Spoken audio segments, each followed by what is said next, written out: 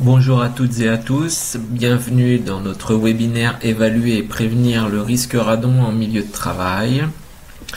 Donc tout d'abord, je tiens à vous remercier pour l'intérêt que vous avez porté à notre webinaire, car sachez que vous êtes actuellement plus de 600 participants. Je tiens également à vous remercier pour toutes les questions que vous nous avez posées, car elles ont largement contribué à l'élaboration de ce support. Alors nous serons deux aujourd'hui. Tout d'abord Anne Bourdieu, médecin du travail, expert médical à l'INRS Paris, et moi-même, Romain Mouilseau, expert technique également à l'INRS Paris. Alors voici le sommaire de cette présentation. Tout d'abord, Anne vous parlera des propriétés du radon et ses effets sur la santé. Ensuite, comment repérer les situations nécessitant une évaluation par mesurage.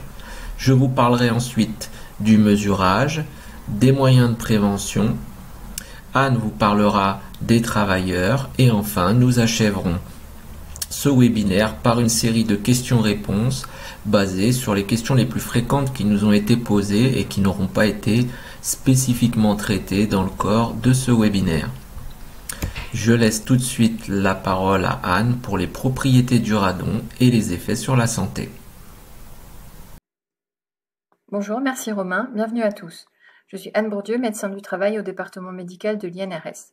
Je vais maintenant vous exposer les propriétés du radon, en quoi il représente un risque pour la santé. Le but est de mieux comprendre la démarche d'évaluation du risque et les raisonnements qui la sous-tendent. Qu'est-ce que le radon? Eh bien, le radon, c'est un gaz radioactif. Un élément radioactif est un élément qui a une structure atomique instable, c'est-à-dire qu'il émet de l'énergie sous forme de matière, les particules, ou sous forme de rayonnement sans matière, les photons, pour atteindre la stabilité. Ces émissions occasionnent un dépôt d'énergie dans la matière qui peut provoquer l'arrachement d'un électron d'un autre atome, c'est ce qu'on appelle une ionisation. Ce phénomène peut léser les constituants des cellules, dont l'ADN, et au final, des années plus tard, conduire à l'apparition d'un cancer. L'uranium et le thorium peuvent donner naissance à 3 isotopes du radon. Qu'est-ce qu'un isotope? Un isotope, c'est un atome de même nature chimique, mais avec des propriétés physiques différentes. Le radon 222 fait l'objet du schéma que vous voyez. C'est celui qui revêt le plus d'importance en matière de prévention, et ceci pour deux raisons. C'est d'abord le plus répandu, c'est ensuite celui qui a la demi-vie la plus longue, 3,8 jours, ce qui lui permet d'avoir une action sur l'organisme. Je me permets de vous rappeler que la demi-vie est la durée nécessaire pour qu'un niveau de radioactivité diminue de moitié. C'est donc le radon 222 qui fera l'objet de la suite de notre présentation. Le radon 222 émet des particules alpha, comme vous pouvez le voir sur le schéma. Ce sont des particules qui occasionnent de nombreuses ionisations sur quelques millimètres. Vous pouvez voir aussi sur le schéma que le radon 222 se désintègre en plusieurs métaux lourds qui sont également radioactifs et qui émettent divers types de rayonnements ionisants. Ce sont le polonium, le plomb, le bismuth, et certains ont des demi-vies qui se comptent en années. Enfin, pour conclure sur le chapitre des caractéristiques, on précisera que le radon provient essentiellement des sous-sols, sols et roches granitiques, mais également schistiques. Et cette notion de géologie du radon est l'un des éléments fondamentaux dans l'évaluation des risques. Le radon est ubiquitaire, nous venons de le voir, il est présent dans les sous-sols et les sols. À partir de failles justement dans le sol et le sous-sol, il peut se libérer dans l'air extérieur, et il est également présent dans l'eau sous forme dissoute. Le radon est invisible et inodore. C'est un gaz inerte, encore appelé gaz noble ou gaz rare, c'est-à-dire qu'il n'interagit pas avec les autres constituants de la matière, dans le cas qui nous intéresse, avec les tissus biologiques de l'organisme. Dans les faits, ces effets sont essentiellement dus à l'action de ses descendants radioactifs. Enfin, sa concentration est exprimée en nombre de désintégrations par seconde et par unité de volume. On parle ainsi d'activité volumique, et l'unité en est le becquerel par mètre cube. Compte tenu de ce que nous avons vu, pourquoi faut-il se préoccuper du radon? Surtout que la radioactivité est un phénomène naturel et normalement présent dans l'environnement. En effet, vous pouvez le voir sur le schéma, le corps humain est soumis à des rayonnements ionisants qui viennent du sol, les rayonnements telluriques, du cosmos, les rayonnements cosmiques, ainsi que de son alimentation. En 2015, en France, l'IRSN évalue l'exposition naturelle à 2,9 millisieverts par an. Le sievert, c'est une unité de quantification de l'exposition au rayonnement ionisant. La moitié de cette dose, donc 1,44 millisieverts par an, provient du radon. À titre purement comparatif, on peut citer que la valeur limite d'exposition pour le public est de 1 millisievert par an, pour donner une idée de l'échelle de l'exposition. Bien, si on se préoccupe du radon, c'est parce que sa chaîne de désintégration est à l'origine de dépôts de radioéléments dans l'arbre bronchopulmonaire. Ce type d'irradiation des voies respiratoires constitue une contamination interne. On le sait depuis longtemps, les rayonnements ionisants sont cancérogènes. Et de fait, le radon est le deuxième cancérogène bronchopulmonaire derrière le tabac en France. À ce propos, il faut d'ailleurs souligner la très nette augmentation du risque de cancer bronchopulmonaire par l'association radon et tabagisme. Les études épidémiologiques attribuent 3000 décès par an au radon en France, soit environ 10% des cancers bronchopulmonaires dont la gravité est bien connue. Enfin, la question de la cancérogénicité sur d'autres organes se pose également en raison d'un possible passage dans le sang à partir des alvéoles pulmonaires et également de la consommation de radon dissous dans l'eau de boisson. Mais pour l'heure, les études sur cancer hématologique ou cancer gastrique et radon ne concluent pas l'existence d'un lien. Avant d'entrer dans le détail de l'évaluation, voici encore quelques éléments pour comprendre la démarche à mettre en œuvre. En air extérieur, le radon se dilue, comme on l'a vu. Sa concentration est donc globalement du même ordre sur l'ensemble du territoire national. Elle s'élève à quelques dizaines de becquerels par mètre cube, globalement une soixantaine. Dans l'air intérieur, en revanche, la situation est tout autre, et il y a de grandes variations constatées et qui sont la conséquence de plusieurs phénomènes. Tout d'abord, la géologie. On l'a déjà vu, la nature du sous-sol, un sous-sol granitique ou volcanique, est plus favorable à l'émission de radon. Attention, il peut aussi s'agir de particularités très locales, comme la présence de failles sous une construction, ce qui permet un dégagement plus important de radon à l'intérieur du bâtiment. Sur l'écran, vous voyez la carte nationale du potentiel radon des formations géologiques, qui a été établie par l'Institut national de l'information géographique et forestière, ou IGN, et par l'IRSN. Le rouge constitue aux endroits où le potentiel est élevé, vous voyez que ça correspond à de grands massifs montagneux. Parmi les autres facteurs, on trouve la rythmicité saisonnière et nictémérale. Par exemple, le radon se dégage davantage la nuit et en automne-hiver. Le mode de vie aussi des habitants, des occupants du bâtiment, avec la fréquence de l'aération par les ouvrants, le type de chauffage, etc. Enfin, parmi les déterminants les plus importants, il faut citer les caractéristiques du bâtiment, et ceci sous deux aspects. Tout d'abord, la possibilité de constituer des points d'entrée du radon, c'est-à-dire tout ce qui favorise le passage du radon du sol vers l'intérieur du bâtiment. On peut citer les sols en terre battue, le fait qu'il y ait des fissures dans les planchers, dans les murs, du jour au niveau des passages de canalisation, l'existence de straps, etc. Le deuxième mécanisme qui dépend des bâtiments, c'est en fait la possibilité que le radon se concentre dans un bâtiment. Donc, en fait, il faut analyser l'aération et les systèmes de ventilation. Enfin, de façon plus marginale, les matériaux de construction peuvent avoir un impact, puisque le radon peut provenir de la désintégration de radionucléides qui sont naturellement présents dans les pierres et dans les matériaux de construction. Les facteurs qui rendent compte de la concentration du radon sont donc multiples et intriqués. Ceci conduit à des situations extrêmement variables. On peut constater que l'activité en air intérieur varie de quelques becquerels par mètre cube à plusieurs milliers de becquerels par mètre cube. Nous l'avons vu, les situations sont très contrastées. Comment faut-il donc décider s'il faut mesurer la concentration pour évaluer le risque? Le radon faisait déjà l'objet d'une réglementation touchant les établissements recevant du public au titre du Code de la santé publique. Depuis 2018, des dispositions s'appliquent également au titre du Code du travail. C'est l'article R4451-3 de ce même Code du travail qui définit un niveau de référence. Qu'est-ce donc que le niveau de référence? Il s'agit de l'activité volumique du radon, au-dessus de laquelle il est jugé inapproprié de permettre la surveillance d'exposition de travailleurs, mais il ne s'agit pas d'une limite qui ne peut pas être dépassée. Il est fixé à 300 becquerels par mètre cube en moyenne annuelle, et on verra que ce moyen-âge, qui est lié à la grande variabilité des situations et au nombre de facteurs qui entrent en compte pour la définition du niveau de radon dans l'air intérieur, a aussi des conséquences sur les modalités pratiques de l'évaluation. Les résultats des mesurages doivent être comparés à cette valeur de 300 becquerels par mètre cube. Mais concrètement, comment savoir s'il est nécessaire de faire ou non un mesurage? Eh bien, tout d'abord, on peut s'appuyer sur la distinction entre locaux et lieux de travail. Les locaux de travail, ce sont les rez-de-chaussée et les sous-sols de bâtiments, quel que soit le type d'activité qui s'y déroule.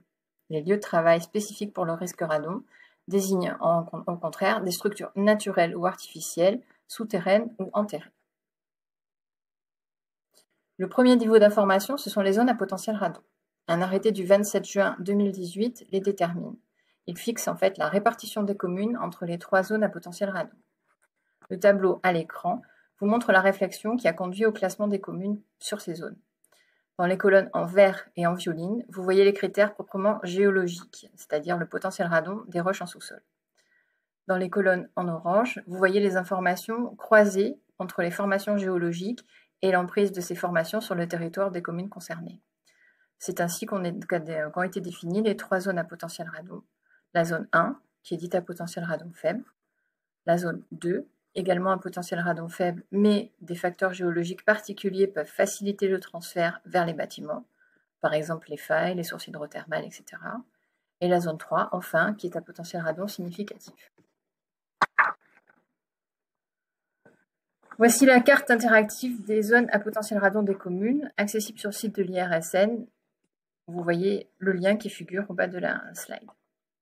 La recherche peut s'effectuer par le moteur de recherche que vous apercevez en haut à droite de la carte. Vous pouvez voir donc en jaune la zone 1, en jaune assuré d'orange, qui est beaucoup mieux lisible sur le site de l'IRSN, la zone 2, et en orange la zone 3. Mais connaître la zone peut ne pas suffire. En effet, d'après les données de l'IRSN, même en zone 1, 2% des bâtiments à peu près ont une concentration qui dépasse 300 becquerels par mètre cube. Donc il faut chercher d'autres informations. Alors quelles sont donc ces autres sources d'informations en dehors des zones à potentiel radon? Eh bien nous avons le portail GeoRisque qui est une source d'informations extrêmement riche. Il rassemble en fait les évaluations, les résultats des évaluations des risques naturels, des risques technologiques, et avec une finesse de l'ordre de la commune, voire même en dessous, voire même des adresses.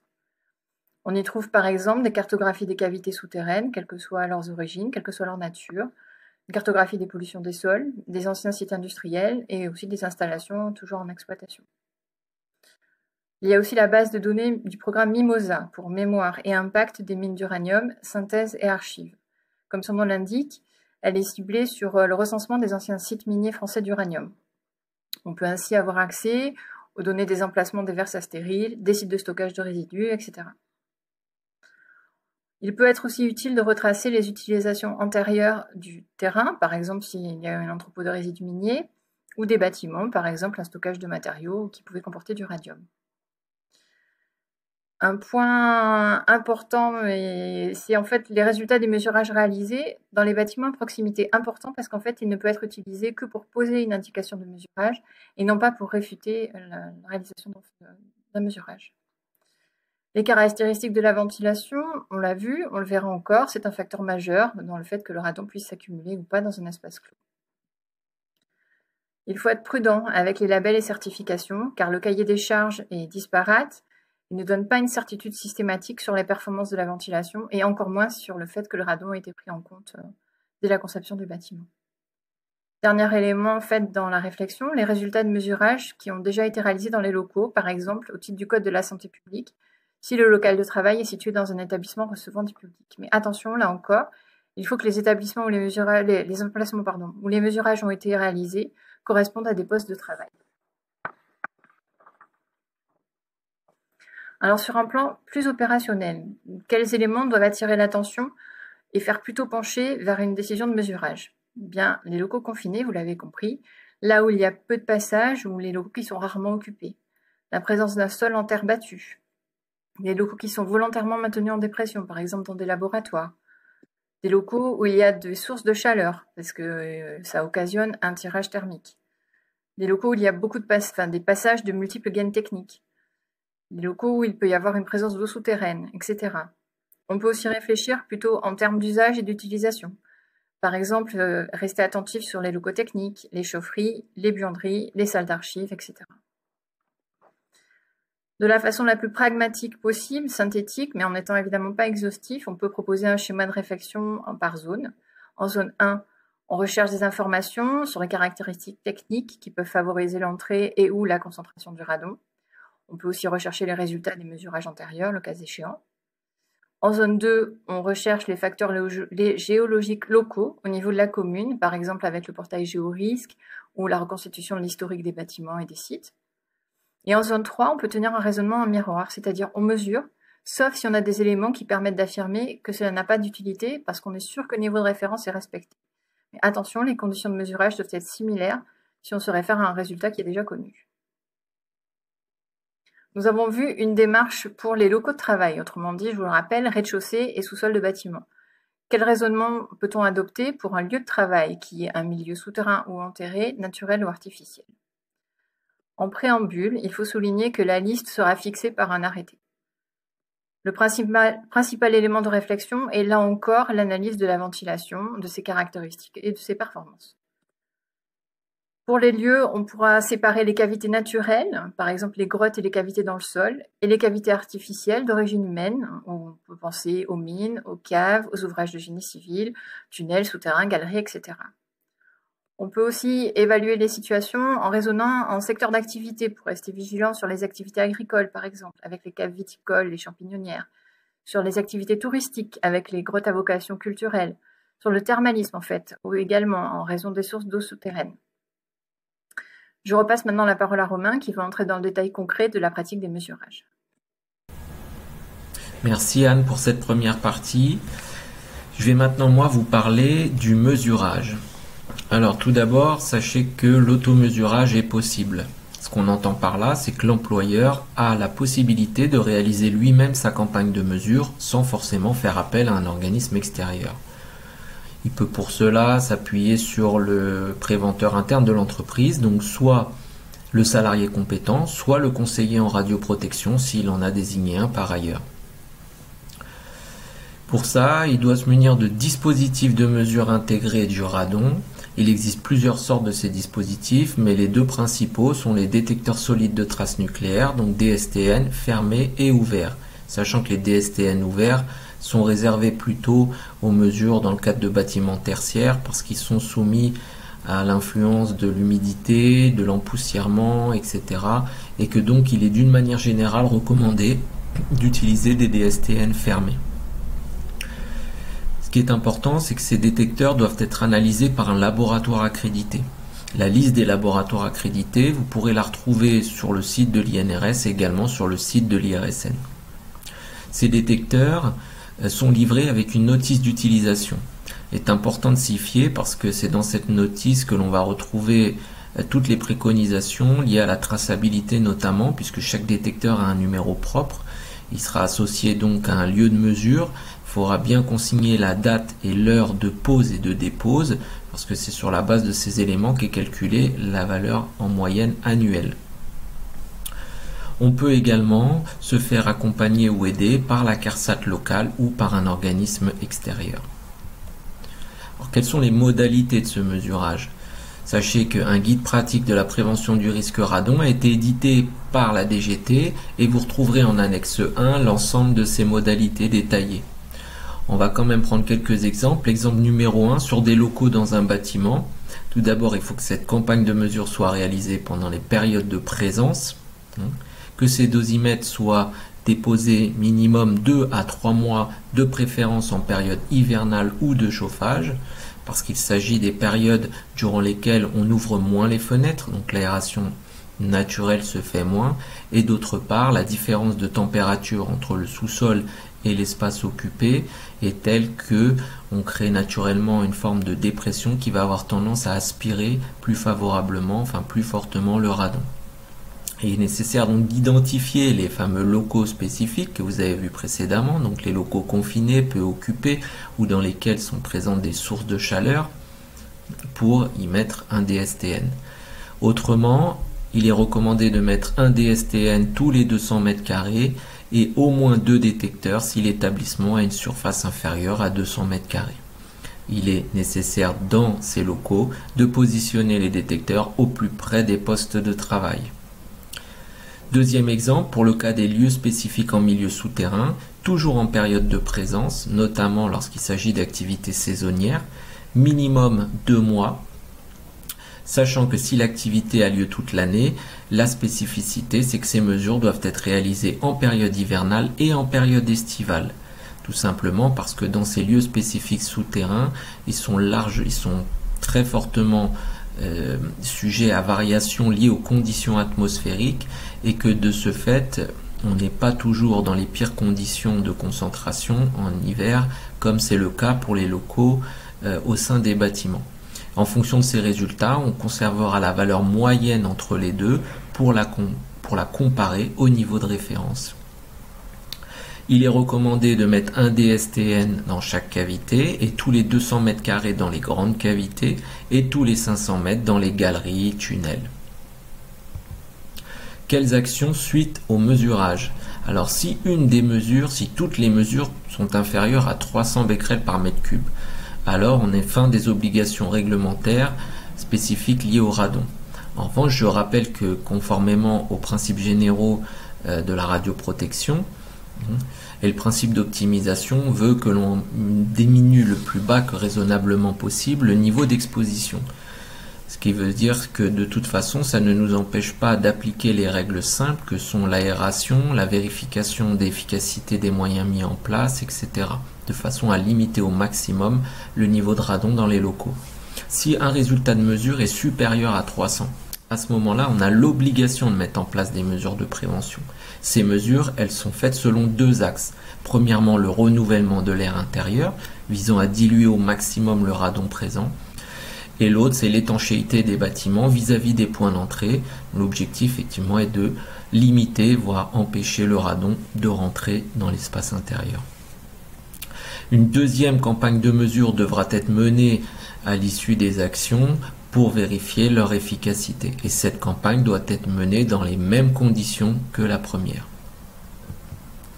Alors, qu'est-ce qu'il en est maintenant des moyens de prévention à notre disposition? Premier point, identifier les points d'entrée du radon. Donc dans cette illustration, on voit que les points d'entrée peuvent être soit des fissures dans les murs, dans les sols, soit des jointures mal faites entre les parois ou entre les portes qui mènent vers les sous-sols. Ça peut être lié à des remontées dans les joints autour des passages de canalisation ou de gaines techniques, ou bien directement par la porosité directe au niveau des sols entre l'interface sol-bâtiment. Il existe dans un premier temps ce qu'on va appeler des mesures simples, sachant qu'il n'y a pas de frontière très précise entre les deux, mais qu'on a tendance à dire que pour des concentrations comprises entre 300 et 1000 becquerels, les mesures simples peuvent être suffisamment efficaces. Ces mesures simples, en termes de renouvellement de l'air, passent par une aération régulière, la vérification de l'efficacité de la ventilation existante, ventilation qu'elle soit naturelle ou artificielle. Il s'agit de s'assurer qu'elle fonctionne, qu'elle est bien dimensionnée et que les entrées ou sorties d'air ne sont pas obstruées. Ça passe par l'amélioration de l'aération naturelle du sous-bassement, donc soit un vide sanitaire, une cave, un sous-sol. S'assurer également que les aérations existent et qu'elles ne sont pas bouchées, ou le cas échéant créer des entrées et sorties d'air afin d'empêcher le radon de rentrer dans l'espace supérieur. En termes d'étanchéité, ça passe par les étanchements des voies d'entrée, les voies d'entrée qu'on a vues précédemment, donc les fameuses fissures dans les planchers, les murs, dans les passages de canalisation, etc. Ensuite, on a des mesures donc plus conséquentes à mettre en œuvre et plus coûteuses. Ces mesures, elles sont recommandées quand on a des concentrations supérieures à 1000 becquerels par mètre cube ou lorsqu'on a un dépassement persistant du niveau de référence, en dépit des mesures simples qui auraient été mises en œuvre. Dans ce cas-là, il est recommandé de passer par un diagnostic technique du bâtiment. L'objectif de ce diagnostic, c'est quoi? C'est d'identifier les causes précises de ce dépassement, pour orienter vers des solutions ciblées, et sachant que ce diagnostic il doit être réalisé par des professionnels compétents et surtout selon les prescriptions de la norme NFX 46040 qui cadre précisément ce diagnostic technique dans le cadre du radon. En termes de renouvellement d'air, et notamment par la ventilation mécanique, il existe différents types. Il y a ce qu'on appelle la ventilation mécanique à simple flux par extraction, où l'extracteur aspire l'air intérieur et l'apport d'air neuf est réalisé par des entrées d'air. Ce système a une efficacité relativement limitée et attention aux entrées d'air qui seraient obstruées ou insuffisamment dimensionnées, parce qu'en aspirant et empêchant l'air de rentrer, on va accentuer potentiellement la dépression à l'intérieur et aspirer davantage le radon. Dans le cas d'une VMC simple flux par insufflation, on va avoir une insufflation mécanique de l'air, mais une extraction par des sorties d'air naturelles. On va donc du coup diminuer la dépression dans le bâtiment, Mais attention, là aussi, l'efficacité va dépendre de la perméabilité du bâtiment. Et enfin, la VMC double flux. Double flux parce qu'on a insufflation et extraction mécanique de l'air.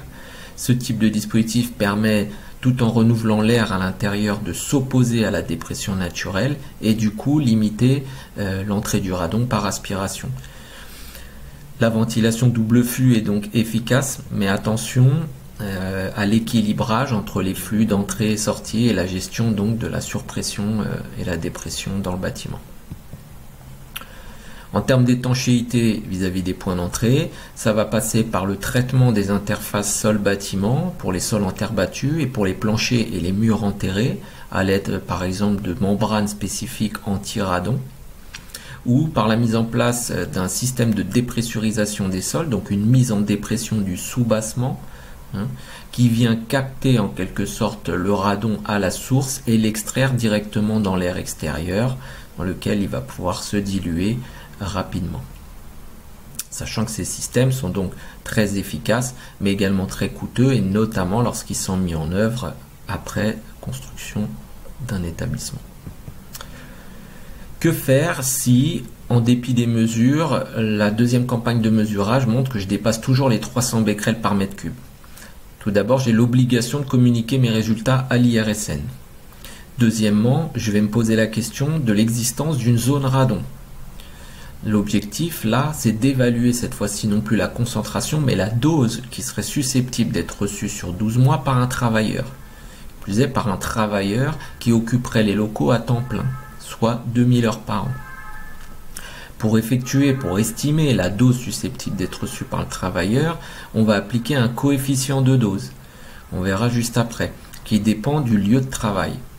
Pour effectuer ce calcul, on peut avoir recours à un conseiller en radioprotection ou, à l'avenir, utiliser la calculette radon, qui est un outil en cours de développement entre l'INRS et l'IRSN. On aura des délimitations d'une zone radon si la dose en lien avec le radon peut dépasser les 6 millisieverts sur 12 mois. Prenons tout de suite un exemple de calcul de la dose. Donc la dose E en millisieverts par an correspond au produit de la concentration mesurée par le temps d'exposition, en l'occurrence 2000 heures par an dans le cadre du zonage, multiplié par un coefficient de dose, qui va nous permettre de passer donc des becquerels heure par mètre cube aux millisieverts par an. Dans cette formule, le coefficient de dose est égal à l'énergie alpha potentielle des descendants du radon, qui vaut 5,56 fois 10-9 et qui correspond à l'énergie déposée par les descendants du radon pour 1 becquerel, multiplié par un facteur d'équilibre. Ce facteur d'équilibre est très important parce que c'est lui qui est variable en fonction du lieu de travail et de l'environnement dans lequel on se trouve. C'est un facteur sans unité, qui est le reflet de l'équilibre entre le radon qui pénètre dans l'environnement et la quantité de descendants qui vont rester. Par exemple, si on est dans un environnement avec une ventilation très efficace et dans un environnement très peu empoussiéré, on va avoir des descendants du radon qui vont de ce fait être facilement extraits de l'environnement, et on va donc avoir un déséquilibre entre le radon qui a pénétré à l'origine et la quantité de descendants qu'il reste. Et ce facteur d'équilibre va donc être plus bas. Si on a une zone très empoussiérée, voire peu ventilée, les descendants du radon vont avoir tendance à rester majoritairement dans l'environnement et on va donc avoir un facteur d'équilibre qui se rapproche de 1. Ensuite, on va multiplier par un facteur de conversion. Ce facteur de conversion, il est donné par l'arrêté du 1er septembre 2003. Et il est égal à 1,4 sievert par joule par mètre cube pour les lieux de travail. On voit donc que ce coefficient de dose, on a deux constantes et une variable, et cette variable, elle dépend donc du lieu. Si on prend maintenant un bureau dans un bâtiment, on a un facteur d'équilibre considéré qui est à peu près égal à 0,4. Ça nous donne un coefficient de dose qui vaut 3,11 10-6. Et si on applique tout ça dans la formule et qu'on regarde quelques valeurs intéressantes, on s'aperçoit que pour une concentration de 300 becquerels, qui est le niveau de référence, on obtiendrait une dose efficace de 1,9. Pour atteindre la limite de la zone radon de 6 millisieverts par an, il nous faut une concentration d'activité volumique supérieure à 960 becquerels par mètre cube. Et la valeur limite d'exposition professionnelle de 20 millisieverts par an serait atteinte pour un travailleur qui travaillerait à temps plein dans un local dans lequel l'activité volumique serait supérieure à 3215 becquerels par mètre cube. Alors, quelle action s'il existe une zone radon? Bien que l'objectif, clairement, c'est de tout faire pour ne pas en avoir. Mais si en dépit de tout ça, on n'a pas trop le choix et que le résultat nous conduit à délimiter une zone radon, on va rentrer dans un dispositif réglementaire plus conséquent. Il va falloir désigner un conseiller en radioprotection. Ce conseiller en radioprotection devra avoir soit un certificat de niveau 1 avec l'option source d'origine naturelle ou un certificat de niveau 2 option source scellée ou non scellée. Cette zone devra faire l'objet d'une signalisation à l'aide d'un pictogramme. Une évaluation individuelle préalable de la dose de chaque salarié, chaque travailleur amené à pénétrer devra être réalisée. L'employeur devra avoir donné l'autorisation à chaque travailleur d'y pénétrer et les avoir informés sur les risques. De plus, cette zone radon fera l'objet d'une vérification initiale par un organisme accrédité et l'objet de vérification périodique par le conseiller en radioprotection. D'autre part, il est évidemment conseillé de mener des actions de prévention complémentaires pour tenter de sortir du dispositif, mais en cas d'échec ou d'impossibilité, évidemment, on mettra en œuvre des mesures organisationnelles visant notamment à limiter la durée d'exposition des travailleurs. Dernier point, en ce qui concerne l'évaluation donc individuelle de l'exposition des travailleurs, donc on l'a dit, elle doit être réalisée pour tout travailleur accédant en zone radon. On utilisera les mêmes bases de calcul que la zone radon, à savoir le type de local et de lieu, qui va nous donner le facteur d'équilibre, le résultat des mesurages, sauf que l'on va prendre en compte le temps de présence effectif. On va s'intéresser exclusivement à l'individu. D'autre part, si cette personne est amenée à rentrer dans différentes zones radon, on va réitérer ce calcul pour l'ensemble et en faire la somme dans le cadre de cette évaluation individuelle. Enfin, quelques cas particuliers, notamment lorsque le mesurage préalable ne peut pas être réalisé ou n'est pas du tout représentatif de l'exposition. En l'occurrence, ça peut être le cas lorsqu'on a un chantier de courte durée ou des chantiers dans lesquels le lieu de travail dans lequel on évolue va être amené à énormément varier. Ou bien lorsqu'on a des locaux ou des lieux de travail multiples, par exemple pour des personnes qui seraient amenées à aller faire des prélèvements dans différents lieux, des lieux souterrains dans lesquels il reste peu de temps, qui ne sont pas forcément adaptés à une mesure intégrée.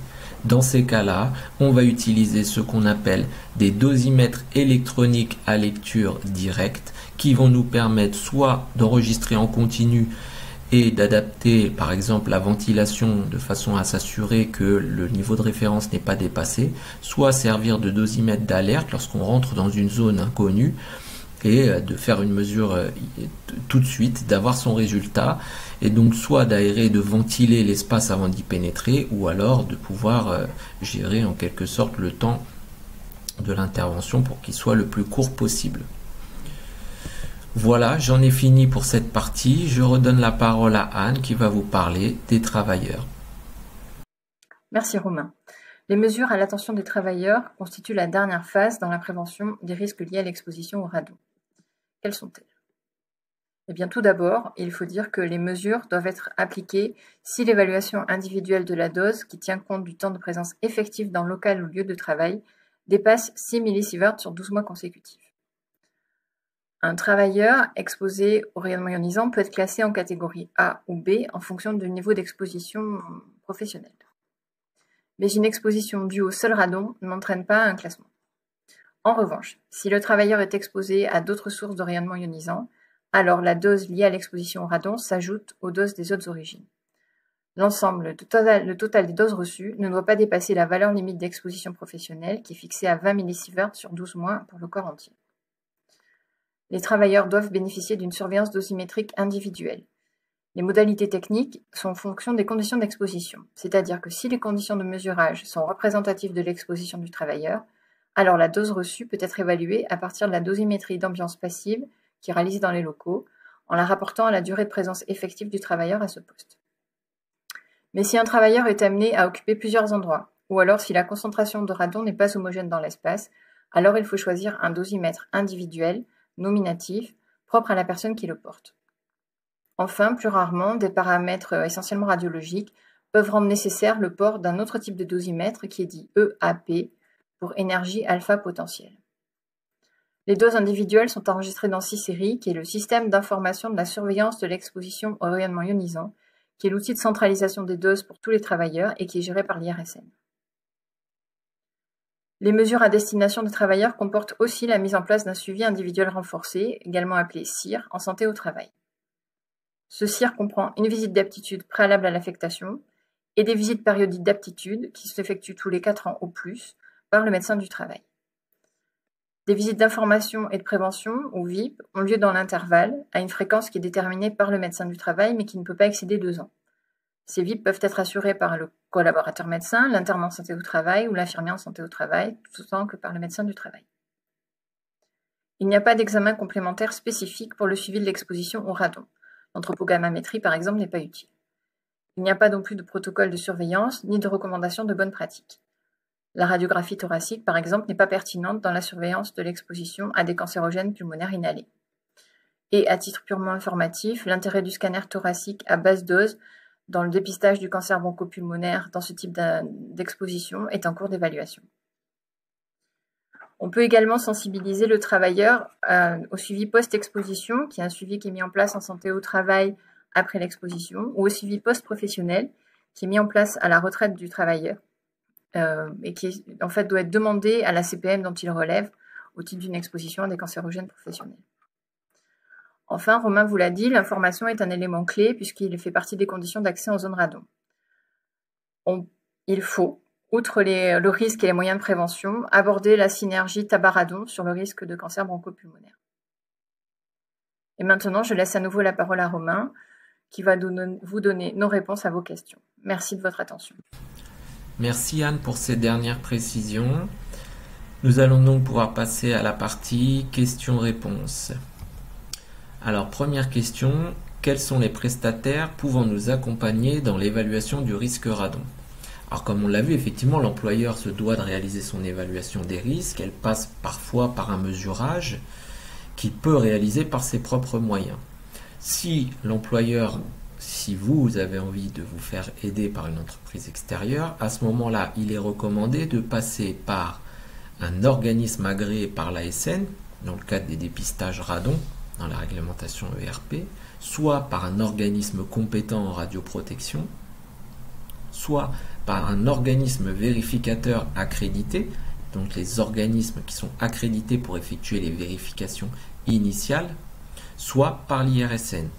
Sachant que si vous passez contrat avec un organisme agréé par l'ASN, il est nécessaire de bien préciser que votre évaluation doit être menée au regard des risques professionnels, pour que la méthodologie appliquée soit la bonne. Deuxième question, quelles sont les dispositions relatives au renouvellement de l'évaluation et des vérifications? Alors pour ce qui est de l'évaluation, je vous rappelle que dans le cadre du document unique, l'évaluation des risques professionnels doit être réalisée. Le radon rentre pleinement dans le cadre de ces évaluations. Cette évaluation des risques, elle doit être renouvelée à minima tous les ans.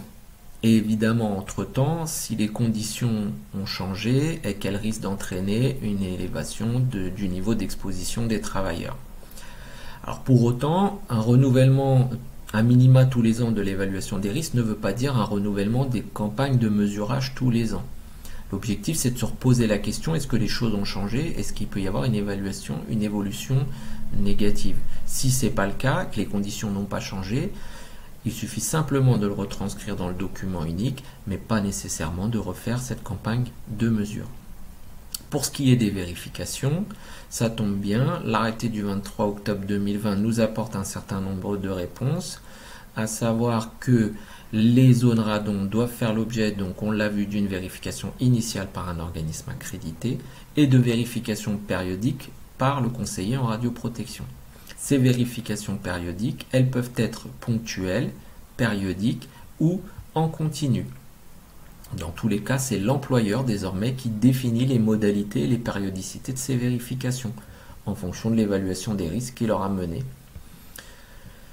Quoi qu'il en soit, le délai entre deux vérifications ne peut pas excéder 1 an lorsque la concentration est supérieure à 1000 becquerels par mètre cube, et il ne peut pas excéder 5 ans dans les autres cas, à savoir lorsque la concentration est inférieure à 1000 becquerels par mètre cube. Une dernière question. Quelle démarche lorsque mes locaux de travail se situent au sein d'un ERP soumis au mesurage de l'activité volumique en radon? Effectivement, certaines catégories de RP dont la liste est fixée dans le Code de la santé, comme par exemple des établissements médico-sociaux, les établissements pénitentiaires ou les centres d'accueil d'enfants de moins de 6 ans, sont soumis, lorsqu'ils sont situés soit en zone 3, soit en zone 1 et 2 et que des mesures ont déjà montré un dépassement des niveaux de référence, ils sont soumis à une obligation de mesurage. Pour autant, ce n'est pas parce que le propriétaire ou l'exploitant d'un ERP va répondre à ces obligations liées au Code de la santé publique que l'employeur ou les employeurs qui ont des travailleurs dans les locaux au sein de cet ERP répondent de fait à leurs obligations. L'employeur a de son côté son obligation liée à l'évaluation des risques. Par contre, il a évidemment tout intérêt à se coordonner avec le propriétaire ou l'exploitant de l'ERP, soit pour obtenir les résultats des mesures qui auront déjà été réalisées, parce qu'il va pouvoir s'appuyer dessus si elles correspondent bien aux conditions exigées, notamment dans les recommandations qu'on a vues dans les diapos précédentes, en ce qui concerne la périodicité, la durée minimale, la période de présence, etc., au plus près des lieux de travail. À ce moment-là, l'employeur va pouvoir s'appuyer dessus pour faire son évaluation. Si c'est des mesures qui doivent être réalisées, il y a tout intérêt à mutualiser pour ne pas faire les mesures en doublon. Voilà. En tout état de cause, sachez également que le propriétaire ou l'exploitant a l'obligation de transmettre à l'employeur les informations pour que lui-même puisse informer ses salariés sur les risques et sur les bonnes pratiques, notamment en ce qui concerne le renouvellement de l'air et la qualité de l'air intérieur. Voilà. Sachez donc que pour en savoir plus, l'INRS a 2 documents actuellement, un qui s'appelle le dépliant employeur, donc à l'attention des employeurs, c'est un petit dépliant synthétique qui rappelle un petit peu toutes les règles et les principes liés au radon en milieu de travail. Nous avons également une fiche pratique de radioprotection qui a été réalisée par l'INRS, la CARSAT, la CRAMIF et également avec la participation de l'IRSN. Elle est également disponible en téléchargement librement sur notre site. Et enfin, ici un certain nombre d'autres documents de l'INRS, notre dossier web, 2 articles qui ont été réalisés aussi par nos experts. Et parmi les autres sources d'informations, eh bien, la page web de l'IRSN concernant la carte potentielle radon de ma commune, très important dans le cadre de son évaluation.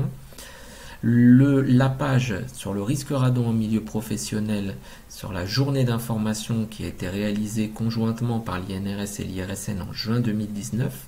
Vous y retrouverez des présentations encore plus précises et plus détaillées que celles d'aujourd'hui, pour ceux que ça intéresse. Enfin, le guide DGT prévention du risque radon, dont on a déjà parlé, qui est une très bonne synthèse de l'ensemble des règles à appliquer. Et enfin, sur le site de l'ASN, le dossier web radon et l'ouvrage du CSTB, le radon dans les bâtiments, qui présente un certain nombre de moyens de prévention et de remédiation à mettre en place dans le cadre de la prévention du risque radon. Et enfin, si des questions subsistent, n'hésitez pas, parcourez le site de l'INRS, vous retrouverez l'ensemble des supports et plein d'informations intéressantes. Et si vous avez des questions, eh bien, je vous rappelle que vous pouvez, avec l'aide de ce lien, les poser directement sur notre site et on tentera évidemment d'y répondre du mieux qu'on peut. Il ne me reste plus qu'à vous remercier pour votre attention et à vous remercier également encore pour votre participation. Vous avez été extrêmement nombreux, ça nous encourage à poursuivre vers cette voie. Et je vous souhaite à toutes et à tous une agréable fin de journée. Et n'oubliez pas que le replay du webinaire sera prochainement mis en ligne sur la chaîne YouTube de l'INRS. Merci.